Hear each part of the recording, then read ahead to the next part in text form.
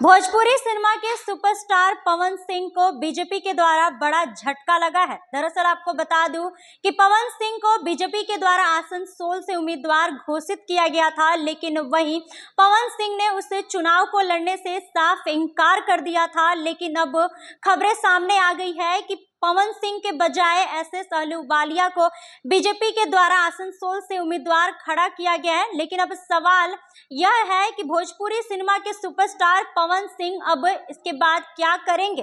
पवन सिंह क्या कुछ कर सकते हैं? दरअसल बीजेपी की ओर से जब लिस्ट जारी की गई थी तो आसनसोल से पवन सिंह का नाम सामने आया था। हालांकि पवन सिंह ने 24 घंटे में ही घोषणा कर दी कि वह चुनाव नहीं लड़ेंगे। उनके एक पोस्ट ने शायद उनका खेल खराब कर दिया। उन्होंने एक्स पर 3 मार्च को लिखा था, भारतीय जनता पार्टी के शीर्ष नेतृत्व को दिल से आभार प्रकट करता हूं।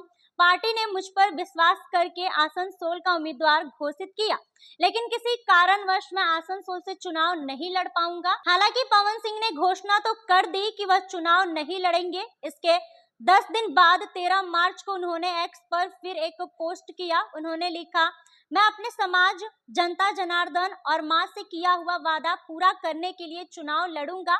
आप सभी का आशीर्वाद एवं सहयोग अपेक्षित है।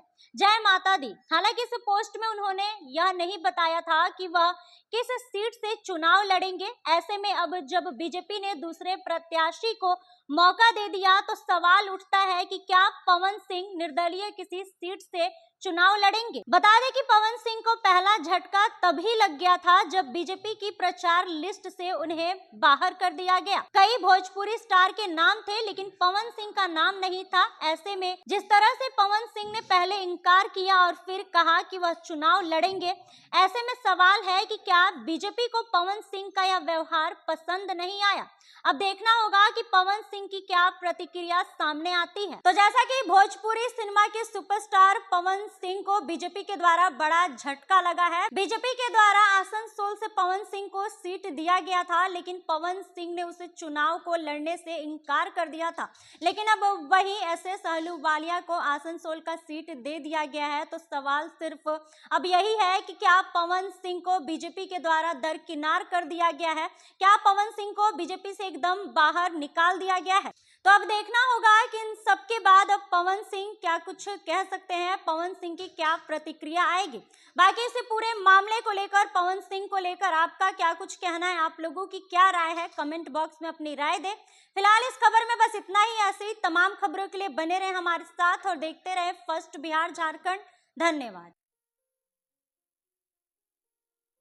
ये लो मुंह मीठा करो, आज मैंने अपना जॉब छोड़ दिया। अब हम पूर्णिया वापस जाएंगे। जॉब छोड़ दिया है? मतलब ये घर कैसे चलेगा? हम करेंगे क्या? और माँ बाबूजी क्या बोलेंगे? इसलिए मैं एक और मिठाई का डब्बा लाया। अपने बिजनेस के लिए लोन अप्रूव हो गया। अरे लोन अप्रूव हो गया वो तो ठीक है, लेकिन पूर्णिया में हम रहेंगे कहाँ? अपना घर भी तो नहीं है वहाँ। इसलिए तो एक और मिठाई का डब्बा अलग से लाया हूँ। हमने पूर्णिया में घर ले लिया है, पूर्णिया के ई होम्स पैनोरमा में। पूर्णिया में पैनोरमा ग्रुप लेकर आए हैं ई होम्स पैनोरमा। बड़ा घर, आलीशान जिंदगी और अत्याधुनिक सुविधाओं के संग। अरे अरे, अब क्यों मुंह मीठा करवा रही हो? क्योंकि हम घर वापसी जो कर रहे हैं। घर वापसी की खुशी पूर्णिया में ई होम्स पैनोरमा के संग। E Homes Panorama, luxurious lifestyle redefined.